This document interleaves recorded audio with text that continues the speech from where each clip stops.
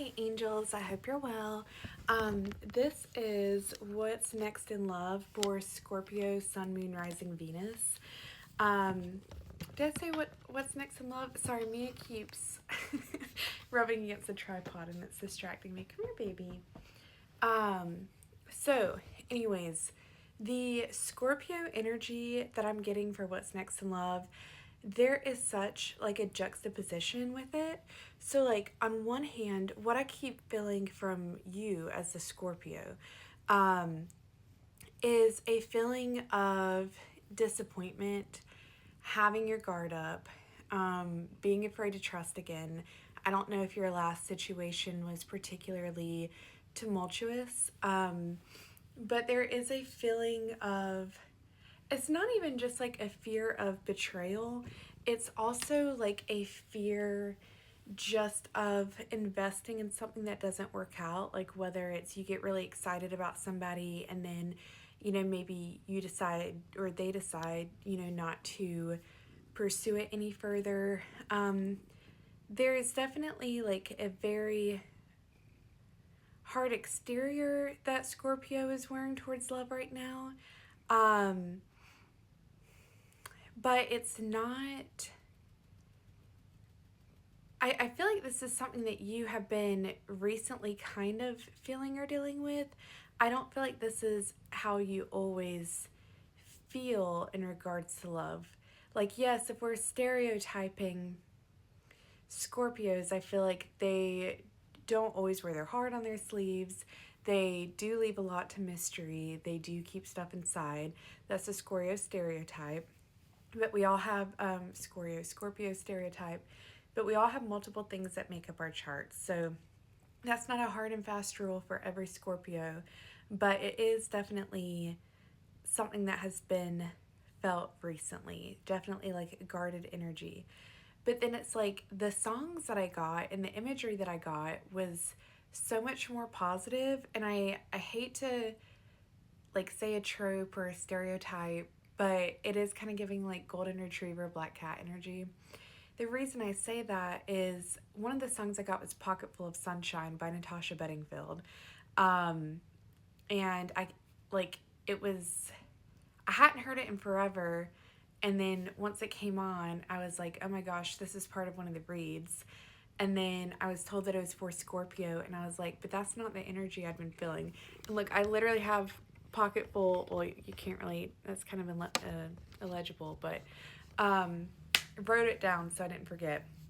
We also had the song Such Great Heights, both the Iron and Wine version and the Postal Service version. I feel like it's significant to mention both versions because there might be one that you know and resonate with versus the other. But it's also kind of like both feelings each version of the song exudes is something in this next person or next situation I feel you in as well. Like one is kind of it's almost like two different perceptions of the same kind of message, right? And so I feel like that's where you and this person may be coming at it. Like I feel like they may have the more kind of like up tempo postal service version, while you might kind of be in the Iron and Wine slower version. Slower, I don't mean in any negative way. I'm just saying that kind of sad. Anyways, so it's like two sides of the same coin, and it's almost like y'all have both experienced similar things in past relationships. Um, but I feel like this person may just be a little bit more optimistic, dare I say a little bit more naive than you, and you've kind of like feel you've been dealt a certain hand with past situations. I almost feel like it's some kind of karmic you're processing right now too, though, with like the heavy feelings coming with this. Um, this person, this is just the energy. You don't have to, this person doesn't have to be this sign, but I am getting Gemini, Libra, Aries, but also whatever sign is associated with the Fool card, which I think is Aries. Um, but those signs, Gemini, Libra, Aries, air and fire in general, I also got the band Death Cab for Cutie, just in general, which it's funny because like one of the things that I got too was I was seeing kind of like in the twee indie sleaze period, like hipsters like wearing newsboy caps and you know like the whole like mustache thing with the on the I don't know, I'm getting something about the hipster era. Zoe Deschanel. It's weird because it's like I'm feeling this heavy sadness, but then on the other side there's like this really like upbeat, vibrant energy. Now I'm thinking Foster the People, like um it's very bizarre, this energy, but let me get into the cards because I've already yapped for so long. So let me see what else I can tell you, Scorpio. Why am I being shown like the dichotomy? Okay, that was too many, but I'm going to take the other two that fell out, which I think I had the deck upside down. I'm not taking them upside down. We have the Hangman and the Ten of Swords. I feel like this person, whenever they enter your life, and this is my what's next in love for Scorpio, but I feel like I wouldn't be surprised the next time I do a love reading specifically for Scorpio if I pick up on this person again. And don't worry, I will forget about what I said in this video, so that's not planned.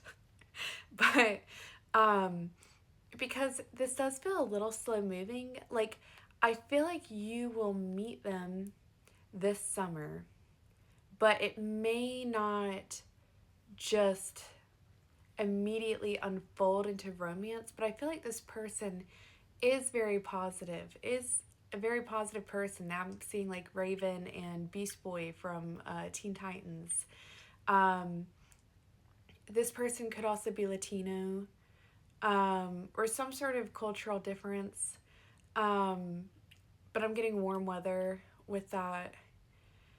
But I feel like this person helps you leave behind some of the baggage. And again, I don't feel like Scorpio has been feeling this way forever, but it's like some things have surfaced as of this year at least where there's a more jaded approach to finding romance or even how you're feeling about romance. You may be feeling completely closed off. But I do feel like this person is going to bring some new awareness to past situations, like why things had to happen the way they did for you to get to where you are now, for you to meet up with this person now. And I will say, some of these sign readings for love have been really negative. This doesn't feel negative.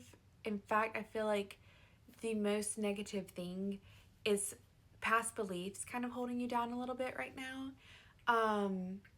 But I mean, yeah, if you're curious, like there's other signs that I've done and it hasn't been positive. And some of them have been short term, where I feel like this does have long term compatibility. If that is what you're looking for, you want long term. I feel like that's more so on your terms too. Um, Scorpio, we have the Six of Swords. This did come out reverse because my deck's correct now.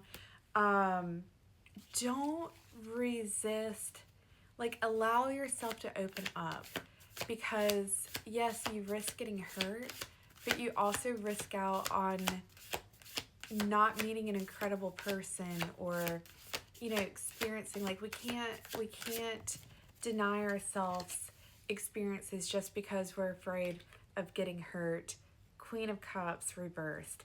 That is my biggest advice for you in this thing. Somebody's going to come forward. They're going to be a little naive, a little high energy, a little optimistic with a slice of naivety. Don't take advantage of this person's naivety. I feel like this is somebody that wants to make you happy. And I think they can feel that in you wanting to come out. And it's like, even if you don't show it right off the bat, it's like, I see you. And they kind of get the vibe very quickly. I don't know. I like this person for you, Scorpio. I'm sorry there weren't more specifics, but I will catch you next time. And I love you so much.